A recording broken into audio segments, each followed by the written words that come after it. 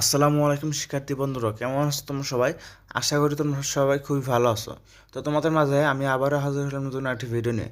তোমাদের ভিডিওটির বিষয়বস্তু হচ্ছে তোমাদের ঈদের পরে শিক্ষা প্রতিষ্ঠান শনিবার খোলা থাকবে নাকি বন্ধ থাকবে, এই বিষয় নিয়ে শিক্ষামন্ত্রী আরেকটি প্রতিবেদন প্রকাশ করেছেন।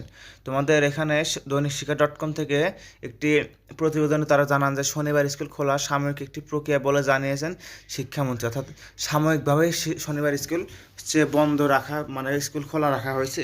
যে এছাড়াও তিনি বলেন শনিবার খোলার বিষয়ে যদি পরিপূর্ণ একটি চিত্র পাওয়া যায়, যদি তোমাদের অর্থাৎ তোমাদের শিক্ষণ ঘাটতি, যদি শিক্ষার কোনো ঘাটতি থাকে তাহলে তারা শনিবারে স্কুল খুলে দিতে বাধ্য হবে। তাহলে ঈদ উল আজহা পরবর্তী সময় হয়তো এটা থাকবে না। শুক্রবার 24শে মে বিকেলে ঢাকা বিশ্ববিদ্যালয়ের ছাত্র শিক্ষক কেন্দ্রে গণযোগাযোগ ও সাংবাদিকতা বিভাগের অ্যালামনাই অ্যাসোসিয়েশন যোগাযোগ উৎসব শেষে সাংবাদিকদের প্রশ্নের জবাবে এই কথা বলেন শিক্ষামন্ত্রী।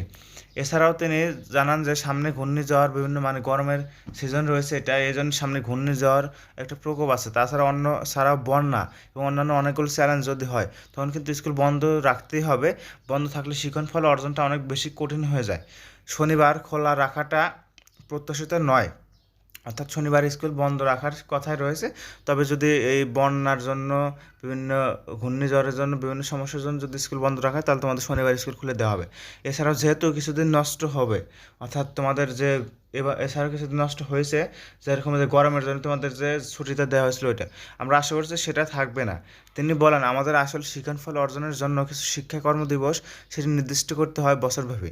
যেহেতু আমরা অনেকগুলো বিষয় পড়াতে পারিনি, সেজন্য বিশেষজ্ঞদের মতামত নিয়ে এখন পর্যন্ত শনিবার খোলা রাখা হয়েছে।